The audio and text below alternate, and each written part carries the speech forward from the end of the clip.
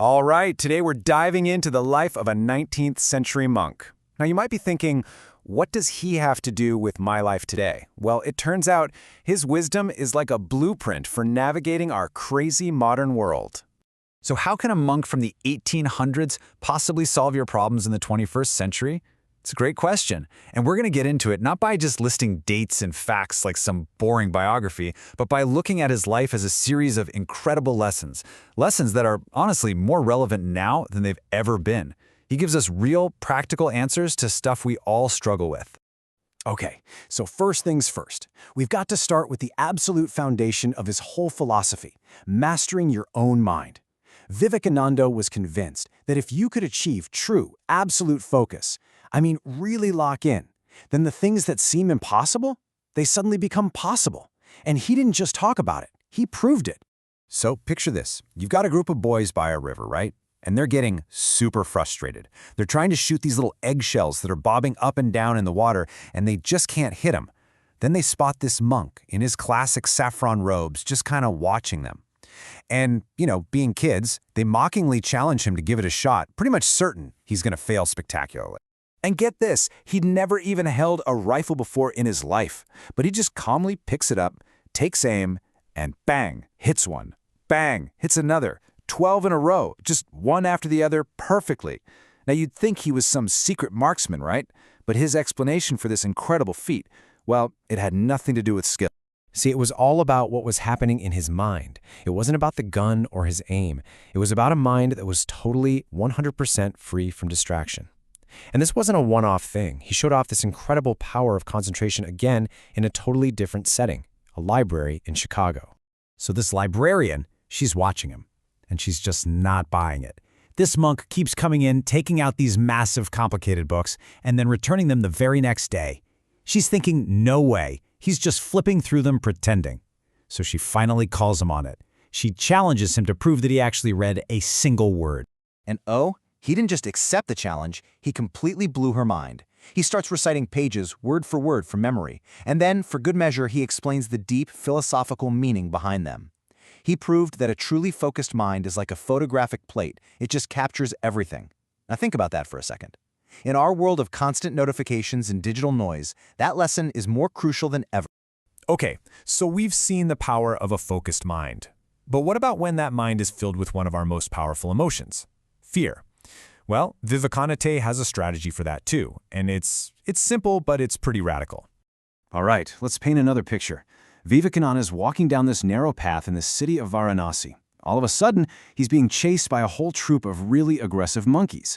And his first instinct, the same one you or I would have when we're hit with a wave of anxiety or a big problem, run, just get away.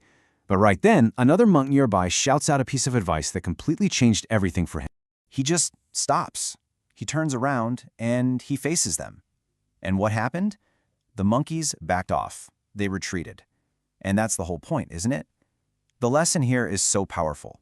Our modern monkeys, our anxieties, those looming deadlines, whatever problems are chasing us, they often do the exact same thing. They lose their power the moment we stop running and face them head on. But it wasn't just about literal monkeys. He had to face a much deeper, more terrifying fear: poverty. After his father died, his family was literally starving. He was desperate, so his teacher told him, go to the temple of the goddess Kali, pray for money. So he does. He goes into the temple 3 different times to pray for help. But something strange happened. Every single time he stood there, ready to ask for money, the words just wouldn't come out. He completely forgot. Instead, he found himself asking for things like wisdom and devotion. And this story just perfectly captures his big discovery. Sometimes, when you confront your deepest, most terrifying material fears, you end up finding a kind of inner wealth that's so much greater than anything you thought you needed. So you've got a focused mind, and you've got a courageous heart that can face its fears. What's next? Well, what is it that truly defines a person? For Vivekananda, the answer was crystal clear. It had nothing to do with what you own or the clothes you wear. It was all about who you are on the inside. And there's this great story about him walking around Chicago. Some guy, all dressed up in a fancy suit, comes up and kind of scoffs at Vivekananda's simple monk's robes. He asks him, why don't you dress like a gentleman? And Vivekananda's response? Man, it is an absolute masterclass in quiet confidence. See, this wasn't just some witty comeback. It was a deep, profound statement about what really matters, inner character over outer appearance. And let's be real, in our world today, which is so obsessed with personal brands and how we look online, that message hits harder than ever, doesn't it? You know, even his own mother put him to the test. She wanted to make sure that his incredible mind hadn't made him forget about his heart. So one day they're in the kitchen and she asks him to pass her a knife. A simple request, right? But the way he did it told her everything. He actually held the sharp blade in his own hand so he could offer her the safe wooden hand. Think about that. In that one tiny little action, his mother saw his entire character. She knew, right then, that he was a person built for service and selflessness, someone who would always put the safety of others before his own. And for Vivekananda, that right there, that was the core of true leadership. Okay, so we have all these pieces, a mastered mind, a fearless heart, a character built on service. Now we're going to see how all of it came together, how this entire lifetime of preparation culminated in one single historic moment that honestly changed the world. The year is 1893. The place, Chicago. It's the first ever World's Parliament of Religions. The audience has been sitting there all day, listening to long, stuffy academic speeches being read from paper. Then, this young, totally unknown monk from India walks up to the stage. He's nervous, and he has no notes. None. You have 7,000 people in that audience. 7,000. And they're tired, they're skeptical, they're probably thinking, okay, what could this guy possibly have to say that we haven't already heard today? He leans into the microphone and he starts with just 5 words. He doesn't say, "Ladies and gentlemen," or some other formal greeting. No, he says, "Sisters and brothers of America." And before he could even get to his next sentence, the place just erupts. All 7,000 people jump to their feet cheering, a 2-minute standing ovation. Think about that.